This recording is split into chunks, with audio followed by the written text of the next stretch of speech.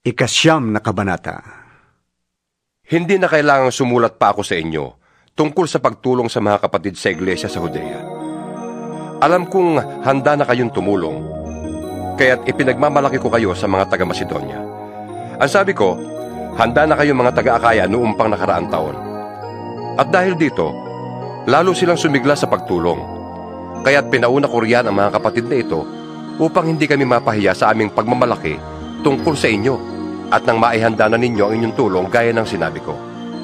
Baka kami mapahiya, huwag na sabihin pati kayo. Kung may mga taga-Macedoniang sumama sa akin at makita nilang hindi pala kayo handa. Kaya't pinakiusapan ko ang mga kapatid na mauna riyan upang maihanda ang tulong na ipinangako ninyo. Sa gayon, lilitaw na talagang kusang loob ang pagbibigay ninyo at hindi sa pilitan.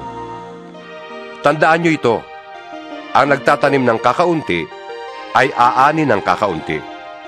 At ang nagtatanim naman ng marami ay aani ng marami. Ang bawat isa'y dapat magbigay ayon sa sariling pasya.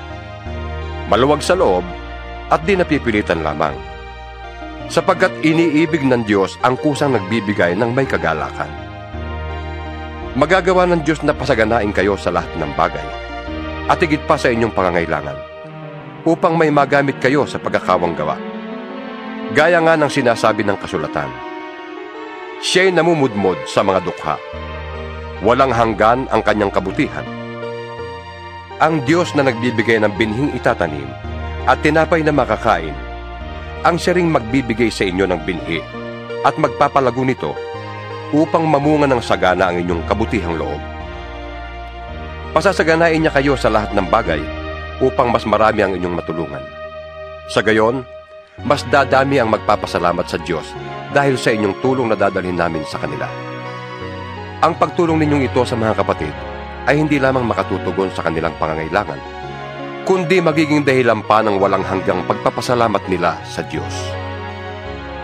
Ang bukas palad ninyong pagbibigay sa kanila at sa lahat ay magpapatunay na matapat ninyong sinusunod ang magandang balita ni Kristo.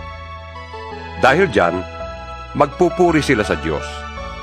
Kaya't buong pagmamahal nila kayong idadalangin dahil sa dakilang kaloob ng Diyos sa inyo. Salamat sa Diyos dahil sa kaloob niyang walang kapantay.